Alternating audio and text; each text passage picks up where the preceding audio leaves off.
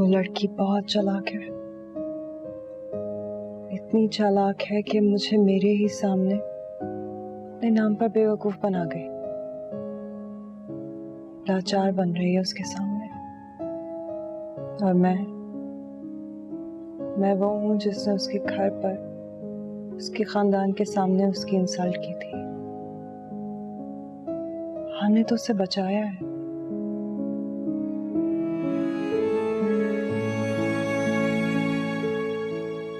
मैंने तो सिर्फ उसे मौत के तहाने तक पहुंचाया बस।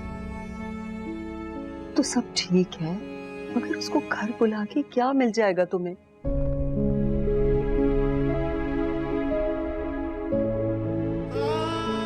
कहीं और रहते तो वहां एक के बजाय 2 घरों में बढ़ जाता। अभी तो सिर्फ मेरा शौहर छीना उसने मुझसे। कुछ दिन और गुजरते तो शायद हाशिर से उसका बाप भी छीन लेती।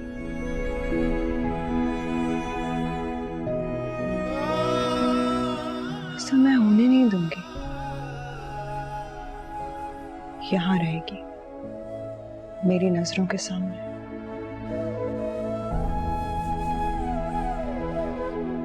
शायद इसी बहाने मैं महान के आंखों पर बंधी हुई पट्टी उतार सकूं। मेरी दुआ है कि तुम महान की आंखों पे बंधी पट्टी उतार सको, मगर जिस रास्ते का इंतखाब तुमने किया है उसमें सिर्फ अंधेरा ही है।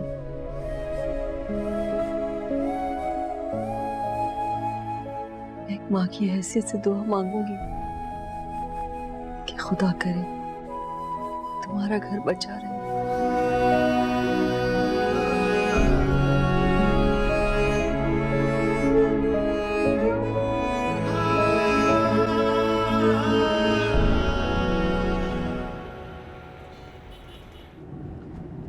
मैंने तुम्हें बताया था ना, उसका भाई घर आया था।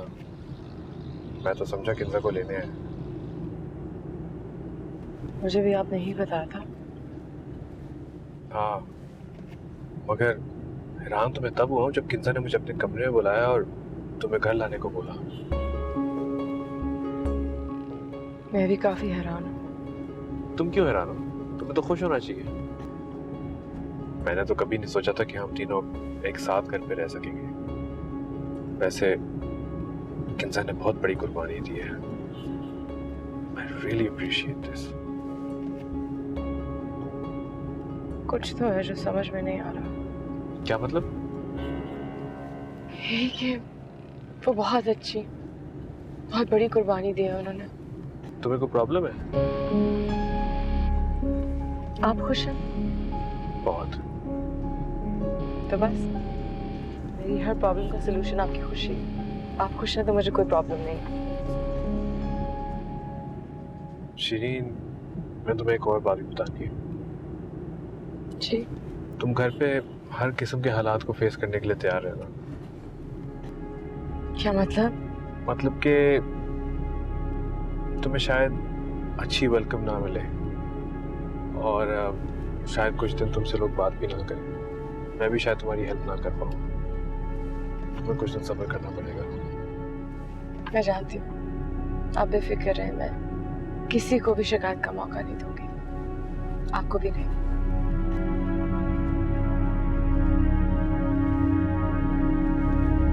Thank you.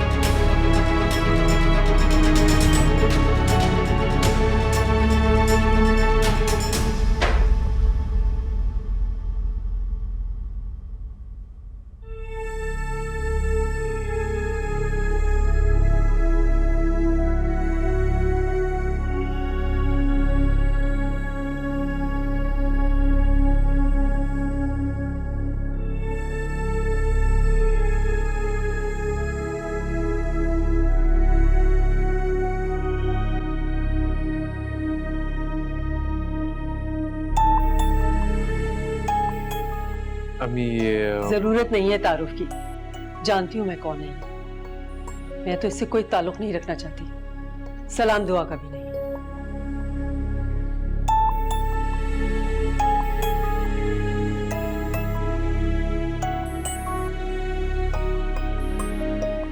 I am sorry, मैंने तुम्हें कहा था तुम्हें यहाँ कोई खास वार्म वेलकम नहीं मिलने वाला। कोई बात नहीं।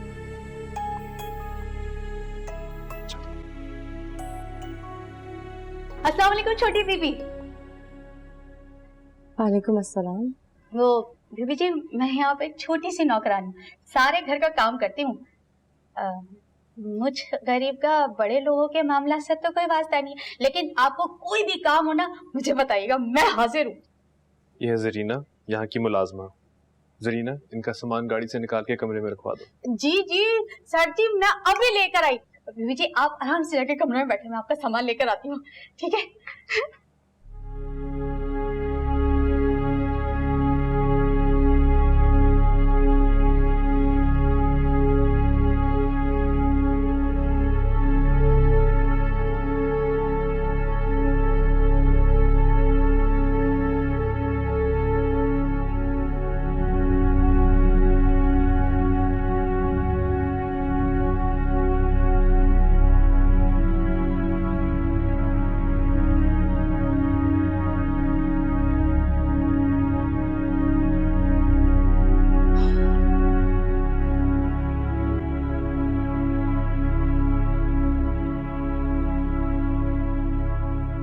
कैसा लगा? बहुत बहुत अच्छा, घर भी और लोग भी। लोग? तुम्हें मेरे घर के लोग भी अच्छे लगे? जी, घर के लोग बहुत अच्छे हैं। बस ये जो उनका रिएक्शन है ये वक्त ही है, वक्त गुजरेगा तो इंशाल्लाह सब कुछ नॉर्मल हो जाएगा।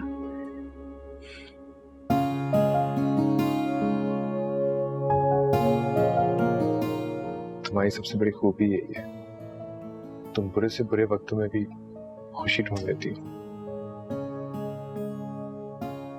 जब से आप मेरी जिंदगी में आए हैं ना, मुझे कुछ बुरा दिखता ही नहीं है।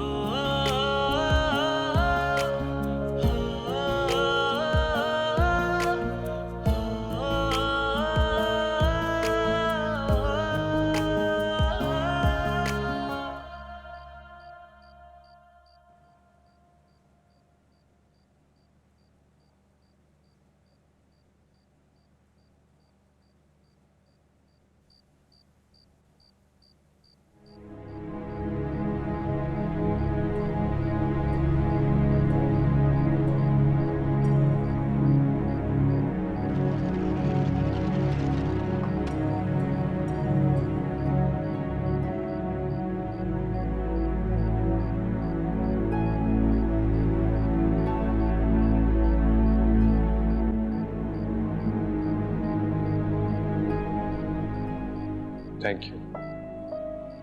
क्यों? मुझे उम्मीद नहीं थी कि तुम शहीद को घर आने दोगी।